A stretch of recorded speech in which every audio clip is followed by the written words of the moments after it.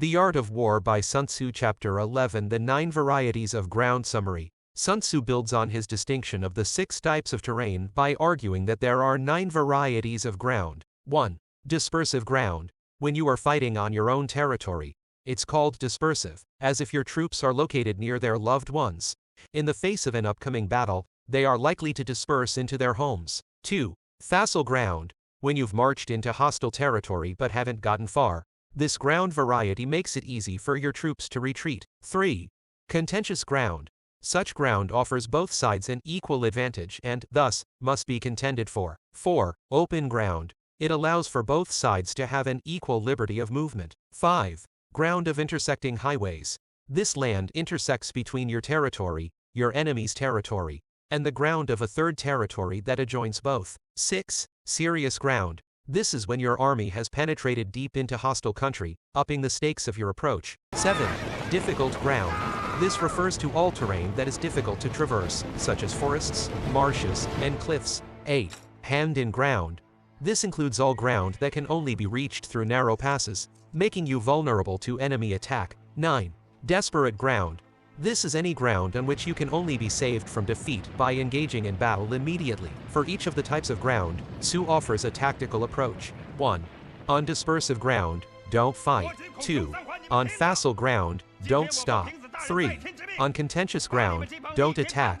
Sun Tzu recommends not engaging the enemy on these 3 varieties of ground above because little can be gained by doing so. 4. On open or communicating ground, which is sufficiently expansive and level to accommodate fortifications. Don't block the enemy's path. A worthwhile engagement with the enemy on open ground can be conducted only if the general sees to it his formations remain together.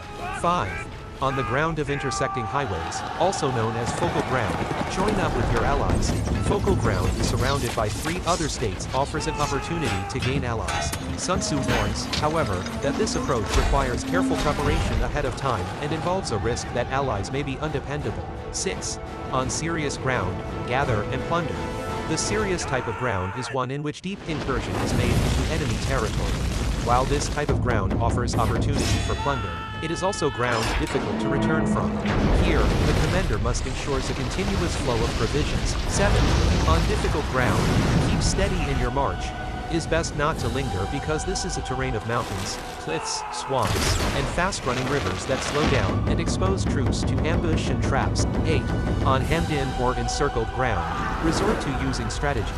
Encircled ground is one in which troops are pressed both by opposing forces and rough terrain, and the best way out of it is to devise effective stratagems to get the hell out. 9. On desperate ground, fight, meaning the army may survive only by fighting out of desperation. This ground serves as the most severe test of an army's internal discipline and order, something that must be solidly forged ahead of time.